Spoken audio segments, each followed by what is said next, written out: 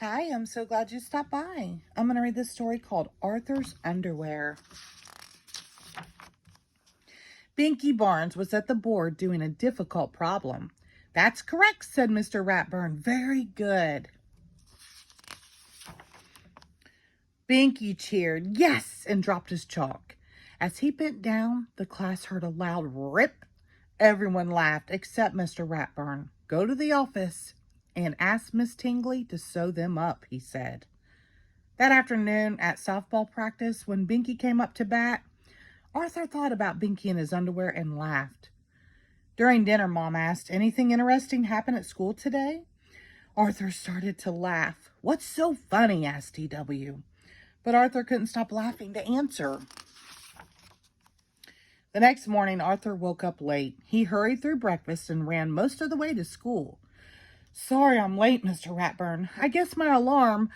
Everyone burst out laughing. Mr. Reed, being late is one thing, said Mr. Ratburn. But not wearing any trousers, that is quite another. Arthur looked down and screamed. Arthur's scream woke him up. Wow, he thought, what a horrible dream. In school, the class watched a science film. The amoeba is a single-celled life form. Arthur's eyelids began to droop. Suddenly, an amoeba that looked a lot like Arthur appeared on the screen. Its pants fell down, showing its underwear. Help, cried Arthur Amoeba. I need my pants. All the other amoebas started to laugh. Arthur Amoeba was too embarrassed to move. Then he felt someone shaking him. Wake up, Arthur, said Buster. The movie's over. At lunch, Arthur didn't feel like eating. What should I do, Buster? Every time I go to sleep, I'm in my underwear. Try staying awake, Buster suggested. You can't dream if you don't sleep. That night, Arthur tried some tricks to stay awake. But as hard as he tried, Arthur just couldn't. I'll get you, Verminator, after I take a little nap. In Arthur's dream, the Verminator was torturing the class by scratching his clothes on the blackboard. Hearing cries for help, Bionic Arthur rushed to the rescue. But as he entered the classroom to take on the Verminator, everyone started laughing. My pants! Arthur gasped as he woke up with a start. Rise and shine, Mr. Fancy Pants, said D.W. They're right here. Mom says you better shake a leg or you'll be late for school. Arthur asked Buster for some emergency advice on the way to school. It even happens when I'm a superhero, he explained. I can't stay awake forever. I'm doomed. Maybe you should sleep in your pants, said Buster. That way you won't have to worry about putting them on. That night, D.W. came into Arthur's room. Why are you wearing your pants to bed? She asked. Because, that way I can be ready for school faster, he said quickly. I'm going to ask Mom if I can sleep in my clothes too, D.W. said. And maybe my coat and boots. Mom! Arthur sighed and changed into his pajama pants. The next day, Arthur was more worried than ever. What if people find out about my underwear problem? He asked Buster. They'll call me names and then I'll have to change schools. Don't worry, said Buster. Your secret is safe with me. At lunch the following day, Arthur sat with Francine and Muffy. They looked at him and started to giggle. What's so funny? Arthur asked. Do you have your pants on? Asked Francine. Better make sure.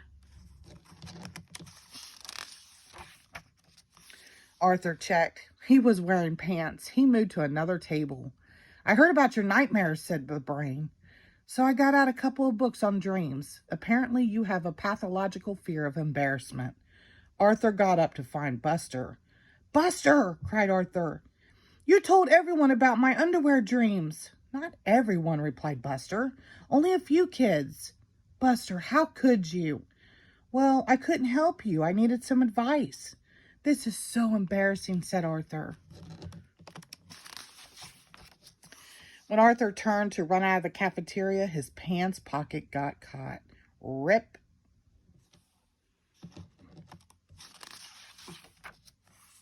Everyone in the cafeteria began to laugh. Arthur couldn't move, but Binky grabbed 2 trays to cover him.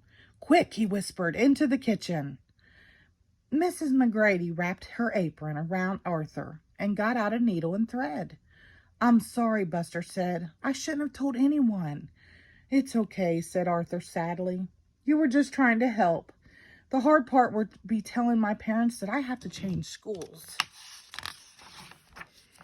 Mrs. McGrady handed Arthur his pants. "Thanks," said Arthur. "Is there a back door?" "'Fraid not," said Mrs. McGrady.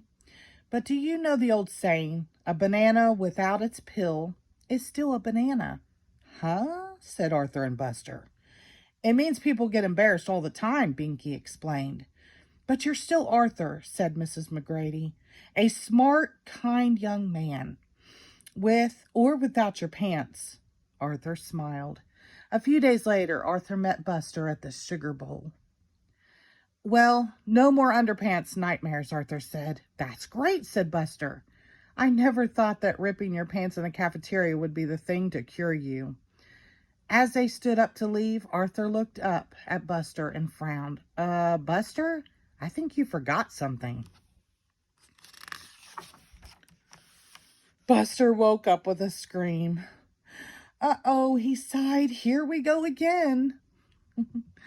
The end. Thank you.